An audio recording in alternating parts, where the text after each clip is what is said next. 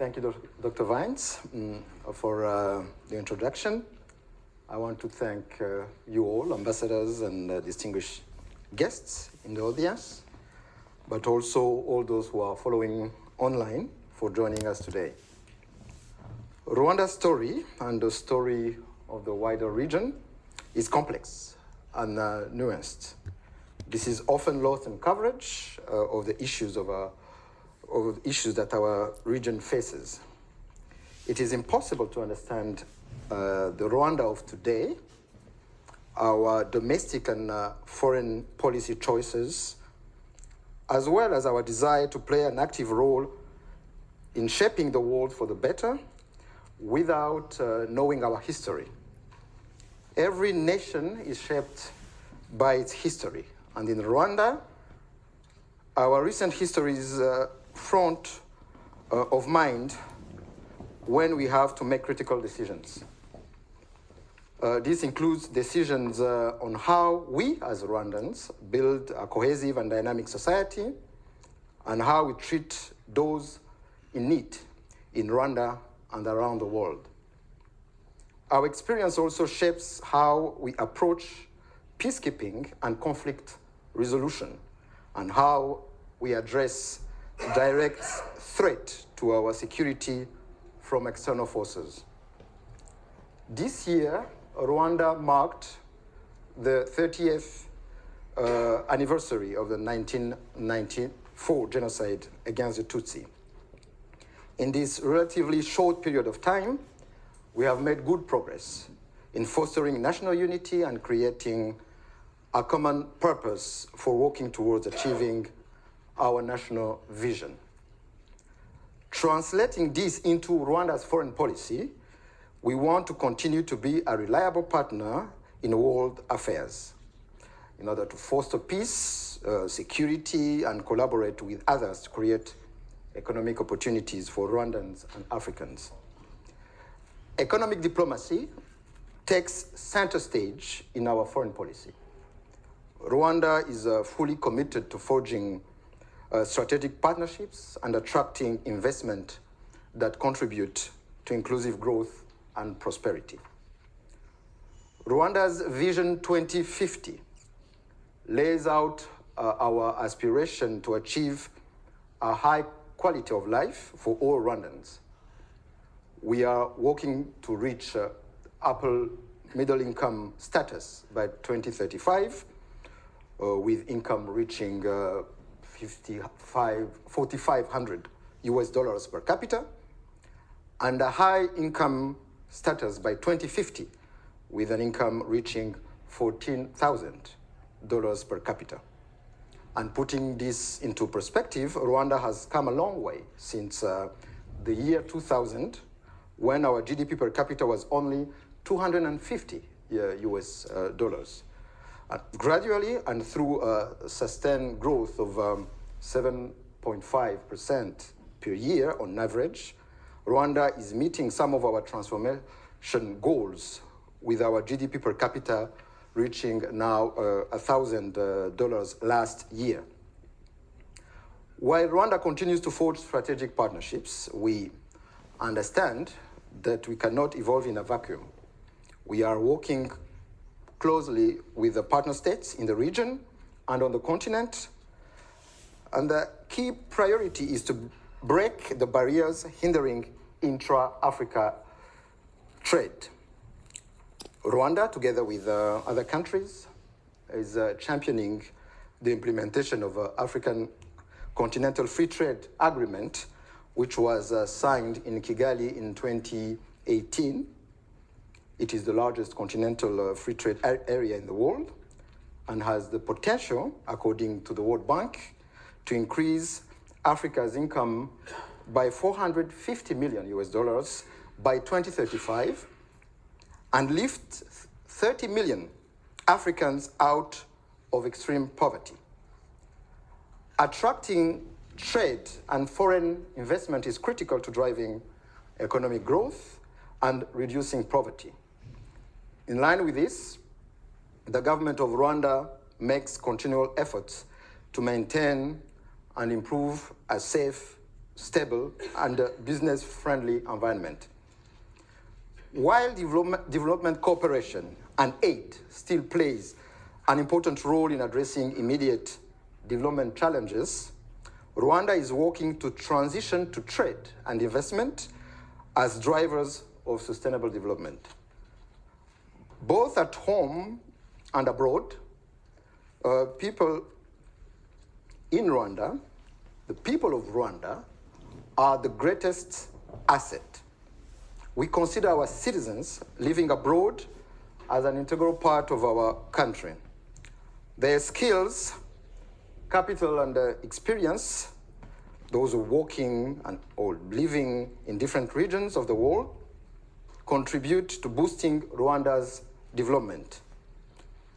Rwanda also recognizes that regulated and organized migration can be a driver of development, contributing to economic growth, cultural diversity, and innovation.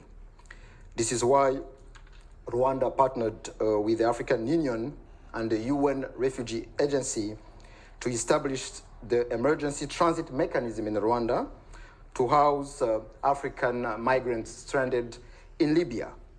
More than 2,000 African asylum seekers have been evacuated from Libya to Rwanda, where they are provided safety and essential services as they wait to be resettled to third countries. Actually, around 75% of them have been resettled to third countries, mainly Europe and North America.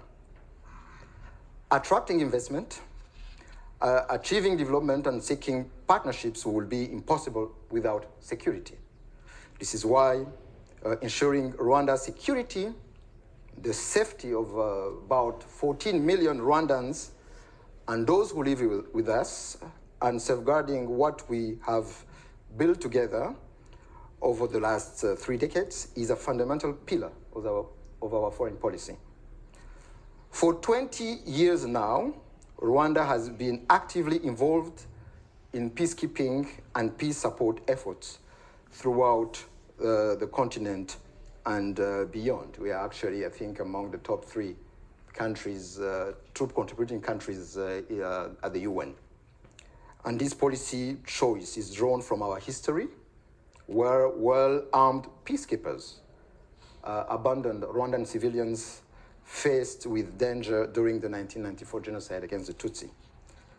Our country knows all too well what happens when nations choose to turn a blind eye to civilian suffering and insecurity. Rwanda remains ready to do what we can with our means to ensure that the horrors of our past are never repeated either at home or abroad. Accordingly, following requests from partner states, we are embracing a new approach to security cooperation, particularly in Mozambique and in the Central African Republic. Rwandan security forces are working jointly with the Mozambican forces and Central African forces, respectively, to address security challenges that traditional international peace support operations have been unable to resolve. Closer to home, in the Great Lakes region, a region which so much potential. The conflict between armed forces and the DRC, armed forces of the DRC and armed groups represent a serious threat to Rwandan security. This conflict has been driven by the existence of over 200 armed groups, both foreign and local in eastern DRC, right by Rwanda's border. Chief among these armed groups is the genocidal militia, the FDLR, a group of individuals who committed genocide in 1994 in Rwanda and then fled into the then Zaire, now the DRC, and continuing to recruiting. The FDLR is an international recognized and sanctioned group which has been receiving state support from the DRC government. The FDLR poses an existential security threat to Rwanda, not only because it receives operational support, arms, finances, and political cover from the government of DRC, but also because of the ideology of genocide it carries. This ideology, coupled with the obsession of regime change in Rwanda by the DRC authority, has now been passed to local armed groups. As the FRDC, the Congolese army, has formed a coalition together with Burundian forces, SADC forces, as well as European mercenaries. Rwanda will not allow our security and territorial integrity be put into jeopardy. This is why our legitimate, effective, and proportionate defensive measures along our border are essential. These measures will only be lifted in accordance with the neutralization of this threat. Rwanda remains ready to do its part in bringing about a lasting peace in the region, and will continue to engage in initiatives to bring about lasting peace, including the upcoming tripartite summit between DRC, Rwanda, and facilitator Angola, scheduled for 15th December in Angola. We have been engaged in several ministerial rounds, 6 ministerial rounds of negotiations on how to deal with our respective security threat, the neutralization of the FDLR, and the lifting our defensive measures. However, peace cannot be achieved if the root causes of the problems are not addressed.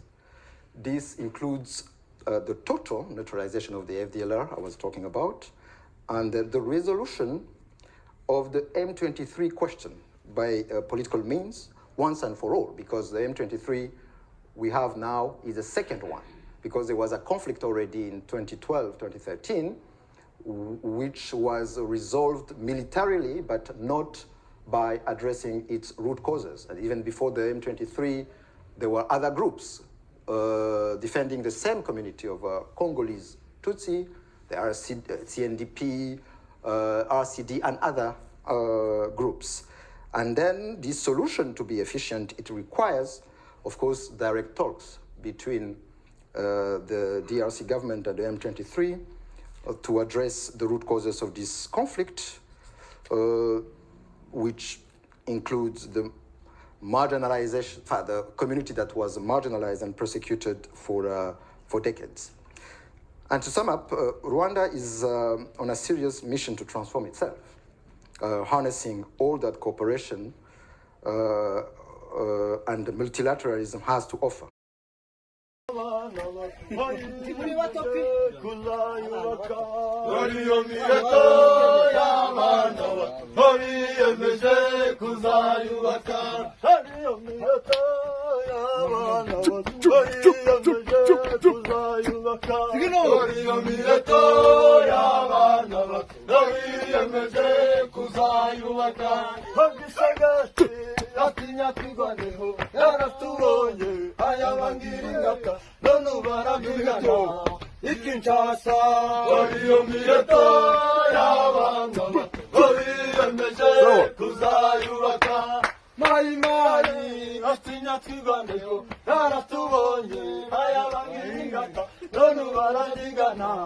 Urenge,